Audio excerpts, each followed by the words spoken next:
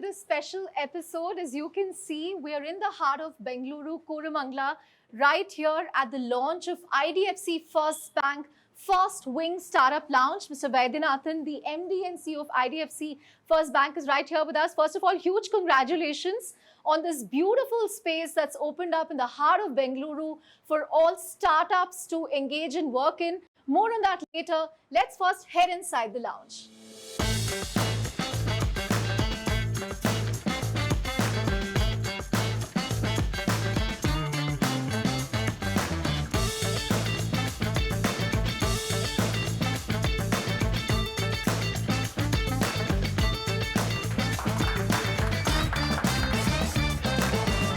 So there we have it. We are just entering the IDFC FirstBank FirstWings Startup Lounge, and we have a lot of founders around the room. As an entrepreneur yourself, starting up is very close to your heart. We have a lot of entrepreneurs, aspiring founders in the room. So take us through your own vision of this IDFC FirstBank FirstWings Startup Lounge. Why was it important to have this space right in the heart of Bangalore in Koramangala, where unicorns such as Flipkart have come up not even a decade ago? Indeed. No, first of all, it's not about my own vision. I think the startup team has put in a lot of vision, thought, execution into bringing this whole thing alive. Really, startups, many of them can see are young kids, 18-year-old, 25-year-old, they're coming out of colleges and wanting to do startup work. So they oftentimes, they are operating out of their homes, doing some Zoom call with their co-founders sitting in another part of the country, and they need a place to work. So, they can book this place, work here for free, avail the Wi-Fi. So I think it's just a nice working facility for them. Now, that's a great point, and congratulations again. And I hope the startups in Bangalore make the most of it, or even those who are traveling from the other cities who need a pit stop in Bangalore to catch up. It's a great point. Actually, a pit stop as well. Sometimes you're not pitching to anyone. You're just four of you co-founders, or maybe a couple of colleagues, or maybe you're just interviewing somebody who's going to have talent for your team. So you can come, meet, talk to everybody, have a cup of coffee, all on us. Great. Congratulations again. But it doesn't end here. We have more interesting conversations coming up upstairs as well, where they have everything from a learning lab to learning rooms. Let's catch up more with Mr. Vaidyanathan upstairs. But for now, congratulations to all the startups for getting this unique space. I think a few days ago, many entrepreneurs were talking about, 10 years of Startup India and how it's been momentous, how startup culture is now mainstream. People are not shy about starting up anymore. It's not a backup option. It's become the mainstream option. Take us through that, how things have changed. 10 years truly is momentous. I think for the nation, when we think for the country, people tried to get jobs in manufacturing or services, but startups is a new industry. 1.5 million jobs in the startup industry. Really, what can be more important than that? Right. And we have many of those potential job creators in the room as well. And this is actually a very good opportunity for many of you to interact with Mr. Vaidyanathan, who's a trailblazing entrepreneur yourself. No. But I want to know if you have any questions for them, any tips and tricks on what to do and what not to do. No, all that will come later. But talking of culture, Chandra, I can see the next generation, when they're finishing their 22 and the undergrads and they look for the first jobs, they actually say we want to work in startups. Yeah. It's a very big cultural thing. And I think our country has achieved that, which is that's in that sense is momentous. But having said that, before we start the discussion, I want to first of all say very big thanks to all of you for being here today. And we want to really appreciate all the startups for being here in person. So how many of you in this room, just put your hands up, first time, fresh out of college, fresh out of education and started entrepreneurship? Wow, 1, 2, 3. So straight off college, entrepreneurship. Can you give them a big round of hands? How many of you worked for about 5 years before picking entrepreneurship? 5 years, already out to entrepreneurship. So that's great. So Chandra, let's get started. Incredible diversity. And incredible diversity in terms of the ideas, right? Because These are not easy to scale consumer facing commerce solutions. There's a lot of deep tech in there, research in there, which are actually long gestation ideas. So I think that is also something interesting that I found among the entrepreneurs here. So I think found that's two things yeah. interesting. One is you can see some of these are really literally fresh out of college and Yeah. building entrepreneurship, and it gives us superb hope that everybody in the next generation is not going to look for jobs and not queue up for companies and government and look for jobs. They in fact are going to create jobs. So I think really it's a compliment. The second thing that is, if you notice that many startups tend to think of consumer-facing products as startups, Yeah. but you can see many people here building business-to-business startups. Correct. And that's also very important. I think that's also where there's a lot of money. There's also money. Money is there, probably the payback is quicker.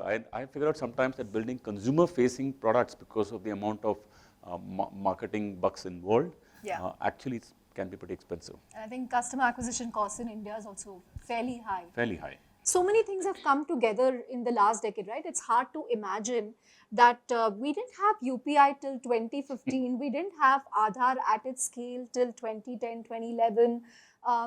eKYC also, just a decade old. And yet all these are population scale products that's also helping startups in a big way. And of course, the geo factor, which is why we have, I think, 700 to 800 million internet users today. And the government has played a very interesting role. They've taken a middle path where they have built these rails, open architecture rails, without getting into the business of businesses, but they have laid the foundation for them. How has all this helped in the startup boom that we are seeing today? Well, the biggest thing the government has done, the Reserve Bank have done, has in the form of is basically setting up a platform. It's a big deal. So everybody's picking off the platform with this UPI and all the digital ecosystems you talked about. It's a very big deal for the country, and India's really powered far ahead. But most importantly, what India has done is India has built everything open. In China right now, there are two ecosystems. So either part of this or that. India's open. It's a really big deal. Right. And coming to IDFC First Bank, FIRSTWINGS, we are in the premises. Take us through why this is so important for you as a banker, as someone who runs this large listed private sector bank, in terms of creating this whole impetus for startups? Why it's important? See, it just so happens it's important for the country, it's important for the generation, and it's important for us. It's basically it's all aligned in that sense. So if you think of our bank, we're a new age bank. Very important. You're just like a startup. We're a startup ourselves. See, it's a new age bank. So you'll find it hard to believe. Our bank got its license 2015. It's like 8 years before today, right? And we must have started the first business 2016. So we're a new age bank. We're not even like, and in fact, until 2019, we were still pretty much in startup stage. So for a startup institution, one thing we got right is our technology stack. Because we are new, we got the latest systems. You didn't have to deal with legacy. We didn't have to deal with legacy, and we built, architecture which is more modern. So that enabled us to do high quality banking for startups, because startups are not only looking for just a bank account. That's so 1990s. It's about whether we can give them an API stack, whether we can give them connectivity into the ecosystem, all the 5 or 6 digital ecosystems we talked about. How seamless is that integration? So we have given them, and because we're digital, we could enable them. They're also digital, so it could just connect the pieces well. In terms of the startup banking program itself, Mr. Vaidyanathan, I came across a very interesting tweet yesterday. This was from a founder who was an ex-employee of a large fintech, and he just started up, I think, a year ago. And he was saying credit card application rejected, loan application rejected. So another founder responded to him and said that, please apply for your credit cards, for your loans, for any other thing while you still have a job. Don't do it when you're a founder, because you're not going to get anything. I don't know how many of you relate to this, but what do you think can be done about that? You're not eligible for even a credit card if you're First of all, before you answer that question, let me see a show of hands. How many of you agree with her on that comment? That as a startup, you don't get credit cards, you don't get loans or stuff like that? Do any of you face those situations? I'm in initial stages. How many? Oh my God, that's like 70%. Now, let me just say it's a real issue. Okay, because the truth is that startups fail, and banks usually don't have risk appetite of more than 1% credit loss. I mean, in the sense, if you give out 100 loans, not more than one can go bad.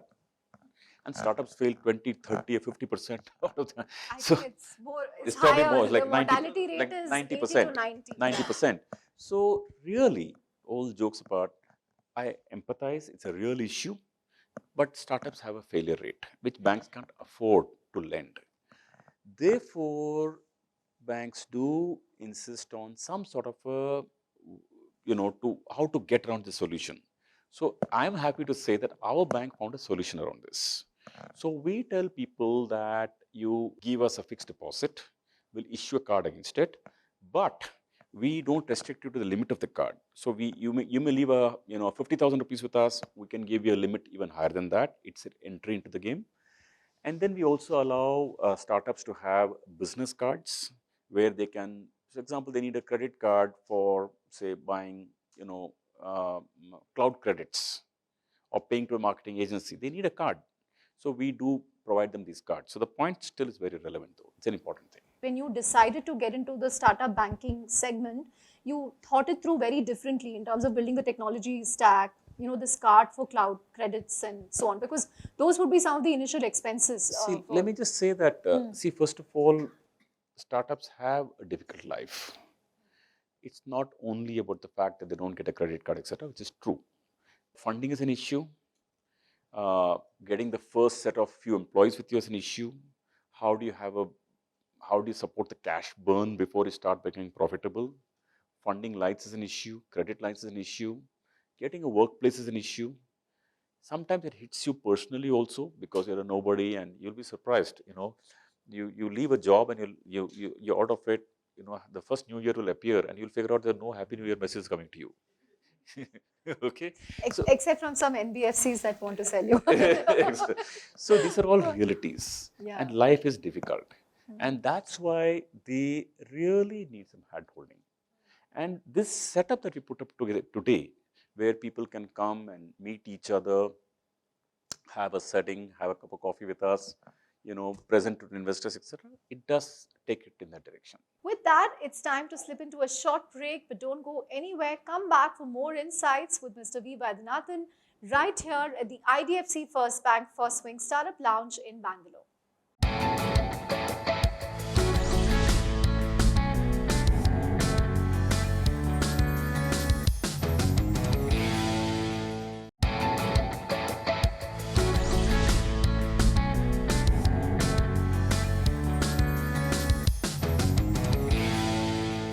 Welcome back to this special episode that we are rolling from the IDFC First Bank FIRSTWINGS Startup Lounge right here in Bengaluru.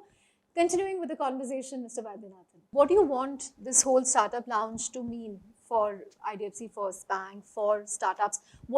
How do you envision this going forward? The way I think about it is that I say it is a respect for the people who are building something. It is also an acknowledgement of the difficulties they face. And if you give them a good working environment where they can meet their colleagues, where they can pitch to investors, then it just makes it just gives them an initial start in life, and then they build their own life from there on. Yeah. They get a head start and they build a story from there on. What we also do in the bank is we try to give them, we call ourselves, when we say we're a startup bank and we want to give startup facilities, we align our products like that. We align our solutions like that.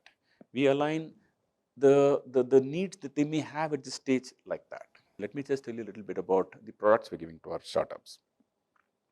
So the products we're giving is, as we said, startups find it initially to even forget everything else, forget taking loans, they find it even difficult to open bank accounts. How many days should it ideally take? Suppose I want to start up and I come to IDFC First Should Bank. take a day. A day? Yeah, it should take a day. If I'm not making money, no part to revenue, That's a very good, profitability. that's a really, really good question. Because when a startup is arrived, so to say, you got a venture capital by your side, and then everybody wants to bank you. This is at this stage. Pre-revenue, everything. Pre-revenue, you have an idea, you want to start a bank, open a bank account. Hello, there's no money in the bank. So nobody wants to open the account for somebody who has no visibility. And 90% of them are failing anyway. So the point is that at that stage, that is the stage at which IDFC First Bank is giving to our customers zero balance accounts,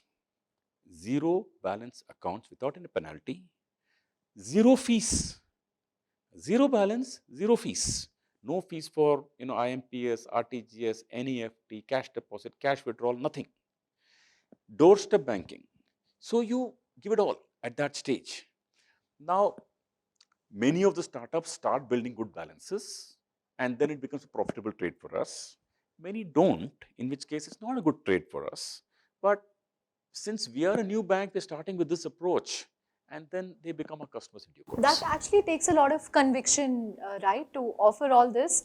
And has that conviction paid off for you? Conviction paid off fantastically. I mean, when we started maybe about a year and a half ago with this program, maybe 2 years ago, we had zero startup accounts, zero, when we started. Today we have 20,000 startup accounts. Wow. 20,000 startup accounts. Let me tell you the import of that.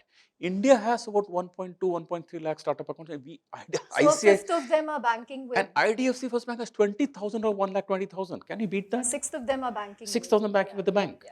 Now that comes because of the fact of this conviction we started. 7,000 crores of balances with us. What started as an idea, today 7,000 crores of balances with us. They do trade, they do FX, they do everything. So it was an idea that let's start with them when they're young, when they're starting up. I mean, 7,000 crores is something. You've been like a venture capital investor who took this early bet. call. Early call. Early call. Early that call. paid off. So the early call. And the second thing is not about these offers alone. It is about solutions. I'll tell you what solutions mean. Fine, you, okay, bank account, zero balance, whatever. That's like transactional. Now, what about solutions? So we came up with this program which we did with you, on an earlier occasion called Leap to Unicorn. Leap to Unicorn, that's right. So we call these people, imagine they come out of college, they have an idea, they want to get started. उनको ये भी नहीं पता कि balance sheet क्या होता है, P&L क्या होता है, what is amortization, how do you account for income? They have no clue. They just have no clue. So we put them together in a room like this, and then we bring an expert to talk to them about how to build a P&L, how to build a balance sheet. We get another expert who's been through this phase in life and see, okay, let's how to build a business model around it. Then we get someone else to come and tell them how to pitch to investors. How to pitch to investors is a very real thing. There are some kids, they write some PPT and start like that. It's not effective on how to bring quality in the presentations and so on. I think Leap to Unicorn also catalyst for impact, where you, that's also an interesting. That's also a powerful thing, because sometimes, some of these startups are doing work in social impact area. Correct. I love them. So we really feel that startups that are doing work in social impact area, we in fact given grants to a couple of them, and we think they're important. Great. As we come to the end, Mr. Vaidyanathan, any parting words that you would like to share with startups? I normally avoid giving advice and all that, but I can only say that I have seen freshers coming and starting startups, etc. They are still some of them are still a bit of a old mode, thinking that they can launch a gaming app and people come and advertise. It is so 10 years ago. I'm not picking on them. The point of it is that some of these models, etc., require a change where the underlying model has to make economic sense, and just depending upon someone will advertise, I'll make some money out of that. I find some weakness in those models. Great, that's a great point. And on that note, thank you very much for talking to us on this special episode. And I hope founders, entrepreneurs make the most of the FIRSTWINGS Lounge